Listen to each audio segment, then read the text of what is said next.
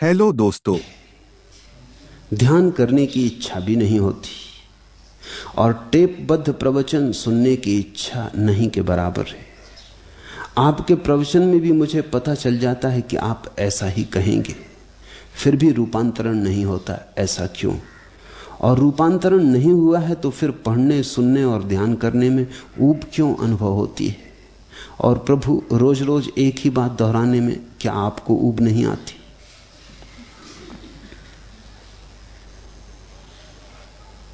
ऊब को समझना चाहिए। ऊब क्या है? ऊब के बहुत कारण हो सकते हैं। पहला कारण, जो तुम्हारी समझ में ना आए और उसे बार बार सुनना पड़े, तो ऊब स्वाभाविक है। बार बार सुनने से ऐसा समझ में भी आने लगे कि समझ में आ गया, और समझ में ना आए। क्योंकि समझ में आ जाना कि समझ में आ गया, समझ में आ जाना नहीं है। बार बार सुनने से ऐसा लगने लगता है परिचित शब्द हैं, परिचित बात है। मेरी शब्दावली कोई बहुत बड़ी तो नहीं, मुश्किल से 300-400 शब्द। मैं कोई पंडित तो हूं नहीं। उन्हीं शब्दों का बार बार उपयोग करता हूं। तो बार बार सुनने से तुम्हें समझ में आने लगता है कि समझ में आ गया, और समझ में कुछ भी नहीं आया। क्योंकि समझ में आ जाए तो रूपांतरण हो जाए। समझ तो क्रांति है। तो जब तक क्रांति न हो तब तक समझना भी समझ में नहीं आया। और तुम्हें जब तक समझ में ना आए तब तक मुझे दोहराना पड़े। तुम्हें समझ में ना आए और मैं आगे का पाठ करने लगूं तो बात गड़बड़ हो जाएगी। तब तो तुम कभी भी ना समझ पाओगे। अभी तो पहला पाठ ही समझ में नहीं आया। तुमने महाभारत की कथा सुनी होगी। पहला पाठ द्रोण ने पढ़ाया है। अर्जुन पढ़ के आ गया, दुर्योधन पढ़ के आ गया, सब विद्यार्थी पढ़ के आ गए। युधिष्ठिर ने कहा कि अभी मैं नहीं तैयार कर पाया, कल करूंगा। कल भी बीत गया, परसों भी बीत गया, दिन पे दिन बीतने लगे। द्रोण तो बहुत हैरान हुए, क्योंकि सोचा था युधिष्ठिर सबसे प्रतिभाशाली होगा। शांत था, सौम्य था, विनम्र था। सब विद्यार्थी आगे बढ़ने लगे। कोई 10वें पाठ पे पहुंच गया, कोई 12वें पाठ पे पहुंच गया। ये पहले पे अटका है। ये तो बड़ी गड़बड़ हो गई। एक सप्ताह बीतते बीतते तो गुरु का धैर्य भी टूट गया, और उन्होंने पूछा कि मामला क्या है? पहले पाठ में ऐसी अड़चन क्या है? युधिष्ठिर ने कहा, जैसा और करके आए हैं अगर वैसा ही मुझसे भी करने को कहते हो तो कोई अड़चन नहीं है। पहला पाठ था, उसमें वचन था सत्य बोलो। सब याद करके आ गए कि पहला पाठ सत्य बोलो। युधिष्ठिर ने कहा, लेकिन तब से मैं सत्य बोलने की कोशिश कर रहा हूं, अभी तक सध नहीं पाया, अभी झूठ हो जाता। तो जब तक सत्य बोलना ना आ जाए दूसरे पाठ पर हटना कैसे? तब से द्रोण को लगा होगा कि कैसी भ्रांत बात उन्होंने सोच ली थी इसके लिए। सब बच्चे याद करके आ गए थे, सत्य बोलो, जैसा तोता याद कर लेता है। तोते को याद करवा दो, सत्य बोलो तो दोहराने लगेगा। लेकिन सत्य बोलो, ये दोहराने से सत्य बोलना थोड़ी शुरू होता है। उससे तो मतलब ही ना था किसी को।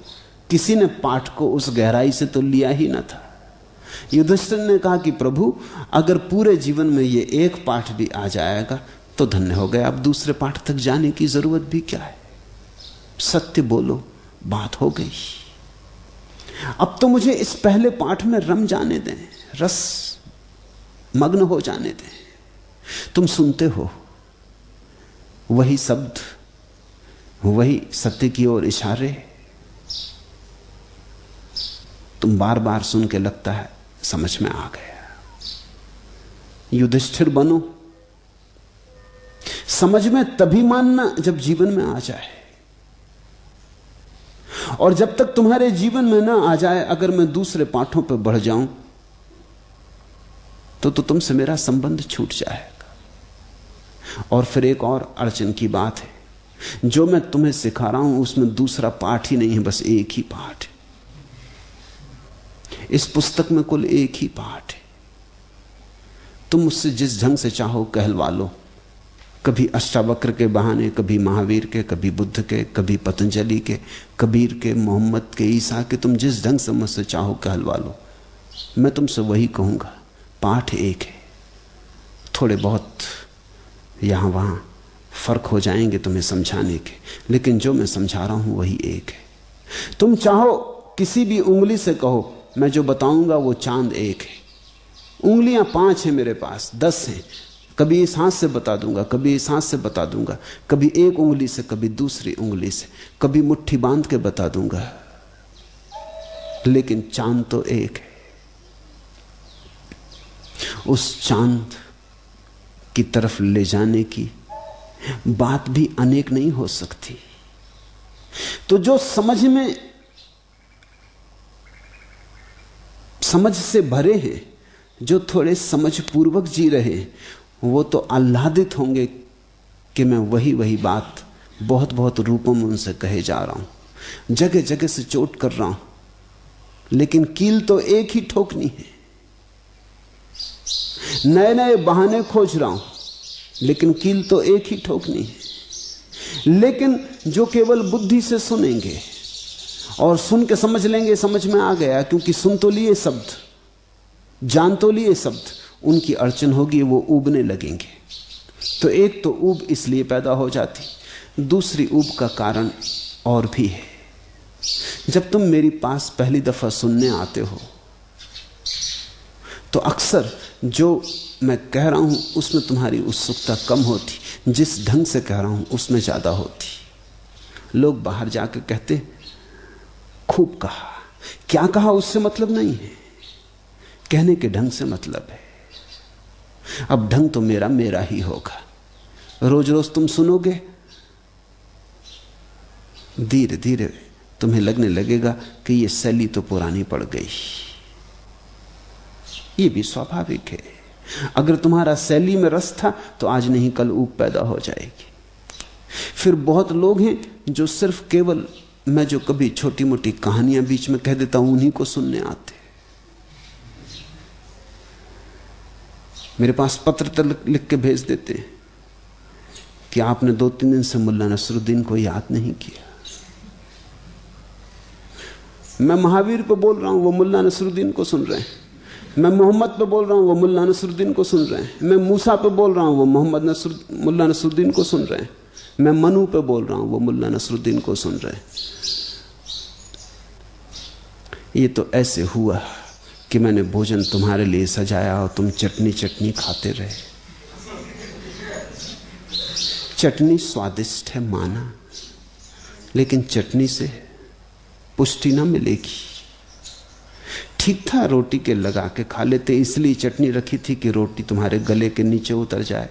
चटनी तो बहाना थी, रोटी को गले के नीचे ले जाना था। बिना चटनी के चली जाती तो अच्छा, नहीं जाती तो चटनी का उपयोग कर लेते। तुम रोटी भूल ही गए, तुम चटनी ही चटनी मांगने लगे। तो धीरे धीरे ऐसा आदमी भी ऊब जाएगा, क्योंकि वो देखेगा ये आदमी तो रोटी खिलाने पे जोर दे रहा। तुम चटनी के लिए आए, मेरा जोर रोटी पे है। चटनी का उपयोग भी करता हूं तो सिर्फ रोटी कैसे तुम्हारे गले के भीतर उतर जाए। तुम्हारे आने के कारण तुम जानो, मेरा काम मैं जानता हूं कि तुम्हारे गले के नीचे कोई सत्य उतारना है। बाकी सब आयोजन है सत्य को उतारने का। अगर तुम रूखा सूखा उतारने को राजी हो, सुविधा सरलता से हो जाएगा। अन्यथा पकवान बनाएंगे, बहाना खोजेंगे, लेकिन डालेंगे तो वही जो डालना है। तो उससे भी ऊब पैदा हो जाती। फिर जिसने पूछा है, समाधि ने पूछा है। एक वक्त था मैं सारे देश में घूम रहा था, मेरे बोलने का ढंग दूसरा था, भीड़ से बोल रहा था। भीड़ मेरे साथ किस तरंग में बंधी हुई नहीं थी। 1000 तरह के लोग थे। तल लोगों का स्वभाव था, लोगों का तल था। भीड़ से बोलना हो तो भीड़ की तरह बोलना होता। सारे देश में घूम रहा था। एक गांव में कभी फिर आता, साल भर बाद, 2 साल बाद। उस समय जिन लोगों ने मुझे सुना उनकी बातें ज्यादा समझ में आ जाती थी, उनके तल की थी। लेकिन मैं किसी और प्रयोजन से घूम रहा था, उनके मनोरंजन के लिए नहीं घूम रहा था। मैं तो इस प्रयोजन से घूम रहा था कि कुछ लोगों को इनमें से चुन लूंगा, खोज लूंगा, द्वार द्वार दस्तक दे आऊंगा, फिर जो सच में ही यात्रा पर राजी है वो मेरे पास आएगा। तब मैं तुम्हारे पास आया था,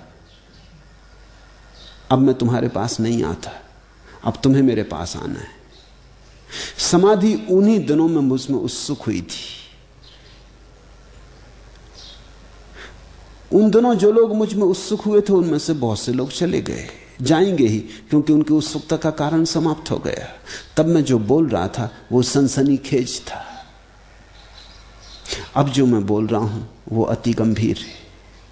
जब मैं जो बोल रहा था वो भीड़ के लिए था, अब जो मैं बोल रहा हूं वो क्लास के लिए, वो एक विशिष्ट वर्ग के लिए, संस्कारनिष्ठ। जब जो मैं बोल रहा था वो कुतूहल जिनको था उनके लिए भी ठीक था। आज तो उनके लिए बोल रहा हूं जो जिज्ञासा से भरे हैं, और वस्तुतः उनके लिए बोल रहा हूं जो मुमुक्षा से भरे। तो फर्क पड़ गया है। तो उन दिनों जो लोग मेरे पास आए थे उनमें से 99% लोग चले गए। मैं जानता ही था कि वो चले जाएंगे, उनके लिए मैं बोला भी ना था। वो तो 1% जो बच गए उन्हीं के कारण मुझे 99% से भी बोलना पड़ा था। उन एक को मैंने चुन लिया है। अब यहां भीड़ से बात नहीं हो रही। अब मैं तुम्हारी तरफ बहुत ध्यान देकर नहीं बोलता हूं। अब इसकी फिक्र नहीं करता हूं कि तुम्हें रुचेगा नहीं रुचेगा, तुम्हें जचेगा नहीं जचेगा। अब तुम पर ध्यान रख के नहीं बोलता। अब तो जो मुझे बोलना है उस पर ज्यादा ध्यान है। और मैं धीरे धीरे चाहूंगा जिन लोगों को रुचिकर न लगता हो, ऊब आती हो, वो हटे, वो विदा हो जाएं। क्योंकि मैं तो धीरे धीरे और गहरा होता जाऊंगा। जल्दी ही ऐसी घड़ी आएगी यहां बहुत थोड़े से पक्षी रह जाएंगे, और जब वे थोड़े से पक्षी रह जाएंगे तो मुझे जो ठीक ठीक कहना है वही उनसे कह सकूंगा। देखा, प्राइमरी स्कूल में तो हजारों लाखों विद्यार्थी भर्ती होते, मिडिल स्कूल में छट जाते, हाई स्कूल में और छट जाते, कॉलेज में आके और छट जाते, विश्वविद्यालय में और छट जाते, छटते जाते। आखिर में तो बहुत थोड़े से लोग रह जाते। मेरे बोलने में ये सब सीढ़ियां पार हुई हैं। इसमें कई तरह की झंझटें भी हो गई। कुछ प्राइमरी स्कूल के विद्यार्थी भी अटके रह गए, लगाव बन गया उनका मुझसे, रुक गए, जा ना सके। कुछ मिडिल स्कूल के विद्यार्थी भी रह गए, उनका लगाव बन गया, वो ना जा सके। अब उनकी बड़ी अड़चन है, अब उनकी बड़ी फांसी लगी है। अब वो जा नहीं सकते क्योंकि मुझसे लगाव बन गया, और अब उनकी समझ में भी नहीं आता कि क्या हो रहा है, ये क्या कहा जा रहा है। ये उनसे बहुत पार पड़ रहा है। जिसको भी ऊब आती हो, या तो अपने को बदलो या मुझे छोड़ो। दो ही उपाय हैं। मैं बदलने को नहीं हूं। अब मैं कुछ ऐसी बात ना कहूंगा जिससे तुम्हारी ऊब कम हो। सच तो यह है, जो आखिर में बच जाएंगे उनके लिए मैं इस तरह से बोलूंगा कि उसमें ऊब ही ऊब होगी। तुम शायद जानते ना हो, लेकिन ऊब ध्यान का एक प्रयोग है। बचकानी आदत है कि सदा नया खिलौना चाहिए, नई चीज चाहिए, नई पत्नी चाहिए, नया मकान चाहिए। बचकानी आदत है। ये बचपना है, प्रौढ़ता नहीं है।